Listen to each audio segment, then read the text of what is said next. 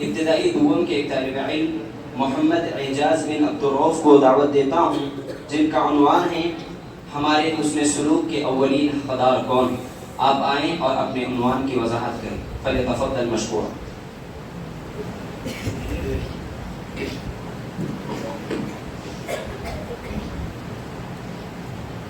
السلام علیکم ورحمۃ اللہ وبرکاتہ۔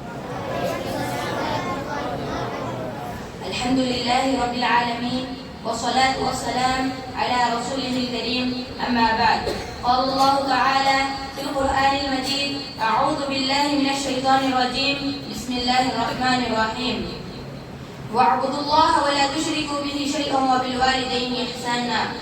محترم و مکرم صدر اجلاس، ناظم مدرسہ، میرے مشفق و مربی اساتذہ کرام، مہمانان اعظام اور میرے ساتھیوں، آج کی اس سالانہ مشترکہ اجلاس میں میری تقریر کا عنوان ہے ہمارے حسن سلوک کے اولین حقدار کون؟ محترم سامعین، یقیناً ہم انسانوں پر اللہ تبارک و تعالیٰ کی بے شمار نعمتیں ہیں جن کا شمار کرنا ہم انسانوں کے بس کی بات نہیں ہے، کیونکہ یہ عرش والے رحمان کا فیصلہ ہے۔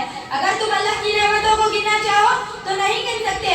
اللہ تبارک و تعالیٰ کی ان بے شمار نعمتوں میں یاد رکھو، والدین ایک نہایت ہی اہم اور عظیم نعمت ہے۔ قرآن و حدیث میں ان کا بڑا مقام و مرتبہ بیان کیا گیا ہے۔ ان کے مقام و مرتبے کی اہمیت کا اندازہ اس بات سے لگایا جا سکتا ہے کہ قرآن مجید میں جن مقامات پر اللہ تبارک و تعالیٰ نے ہم انسانوں کو اپنی عبادت و بندگی کا حکم دیا ہے، وہیں پر والدین سے حسن سلوک کا بھی درد دیا ہے۔ جیسا کہ سورہ نساء میں اللہ تبارک و تعالیٰ کا ارشاد ہے: وَاعْبُدُوا اللَّهَ وَلَا تُشْرِكُوا بِهِ شَيْئًا وَبِالْوَالِدَيْنِ إِحْسَانًا۔ اللہ کی عبادت کرو اور اس کے ساتھ کسی چیز کو شریک نہ کرو، اور والدین کے ساتھ حسن سلوک کرو۔ اسی طرح سورہ بنی اسرائیل میں اللہ تبارک و تعالیٰ کا فرمان ہے: وَقَضَىٰ رَبُّكَ أَلَّا تَعْبُدُوا إِلَّا إِيَّاهُ وَبِالْوَالِدَيْنِ إِحْسَانًا إِمَّا يَبْلُغَنَّ عِندَكَ الْكِبَرَ أَحَدُهُمَا أَوْ كِلَاهُمَا فَلَا تَقُل لَّهُمَا أُفٍّ وَلَا تَنْهَرْهُمَا وَقُل لَّهُمَا قَوْلًا كَرِيمًا وَاخْفِضْ لَهُمَا جَنَاحَ الذُّلِّ مِنَ الرَّحْمَةِ وَقُل رَّبِّ ارْحَمْهُمَا كَمَا رَبَّيَانِي صَغِيرًا۔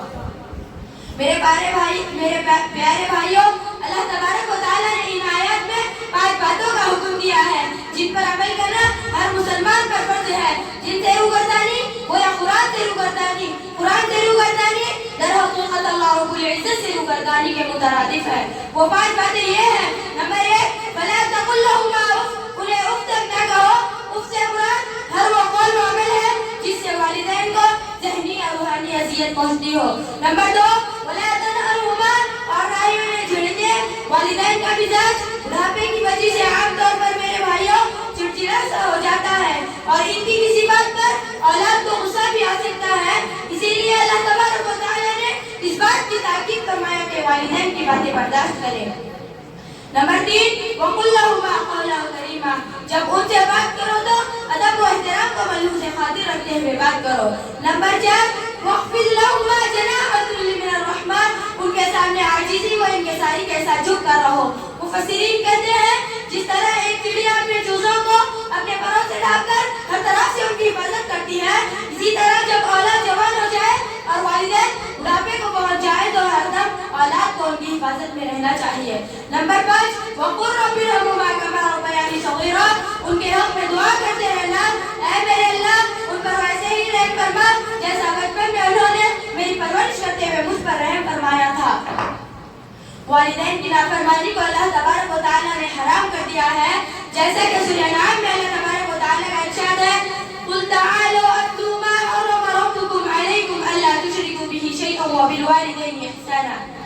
اے محمد کریم علیہ الصلوۃ والسلام، آپ کہو کہ آؤ میں تمہیں وہ چیزیں پڑھ کر سناتا ہوں جو کچھ تمہارے رب نے تم پر حرام کر دیا ہے، یہ کہ تم اس کے ساتھ کسی کو شریک کرو، اور یہ حکم دیا ہے کہ تم والدین کے ساتھ حسن سلوک کرو۔ حاضرین مجلس، والدین سے حسن سلوک اللہ تبارک و تعالیٰ کے نزدیک محبوب ترین اعمال میں سے ہے، جیسا کہ عبداللہ بن مسعود رضی اللہ عنہ کہتے ہیں: میں نے رسول اللہ صلی اللہ علیہ وسلم سے پوچھا: أَيُّ الْعَمَلِ أَحَبُّ إِلَى اللَّهِ عَزَّ وَجَلَّ، اے اللہ کے رسول، کون سا عمل اللہ تبارک و تعالیٰ کو سب سے زیادہ محبوب ہے؟ تو آپ نے فرمایا: الصلاۃ علی وقتها، نماز کا وقت پر ادا کرنا۔ قلت ثم أيُّ، میں نے کہا پھر کون سا؟ تو آپ نے فرمایا: بر الوالدین،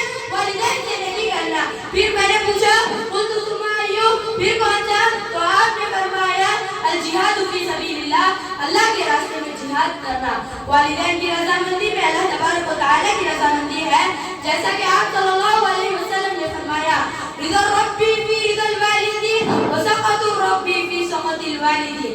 اللہ کی رضامندی والدین کی رضامندی میں ہے اور اللہ کی ناراضگی والدین کی ناراضگی میں ہے. اسی لیے رسول اللہ صلی اللہ علیہ وسلم نے والدین کی خدمت گزاری کو جہاد فی سبیل اللہ سے بھی افضل قرار دیا، جیسا کہ عبداللہ بن عمرو بن عاص رضی اللہ عنہ سے مروی ہے ایک شخص رسول اللہ صلی اللہ علیہ وسلم کی خدمت میں حاضر ہوا، پھر آپ سے جہاد میں شریک ہونے کی اجازت طلب کی تو آپ نے فرمایا الک ابواک، کیا تیرے والدین زندہ ہیں؟ اس نے کہا ہاں اللہ کے رسول میرے والدین زندہ ہے. تو پھر رسول اللہ صلی اللہ علیہ وسلم نے فرمایا ففیہما فجاہد، بس ان کی خدمت کر کے جہاد کر. سامعین کرام، ماں باپ کی اطاعت و فرمانبرداری انسان کو اس مقام پر پہنچاتی ہے جس کا وہ تصور بھی نہیں کر سکتا. آخر میں اللہ تعالیٰ سے دعا ہے کہ اللہ تعالیٰ ہم تمام کو والدین کے ساتھ حسن سلوک کرنے کی توفیق دے. آمین. وآخر دعوانا الحمد للہ رب العالمین والسلام علیکم ورحمۃ اللہ وبرکاتہ.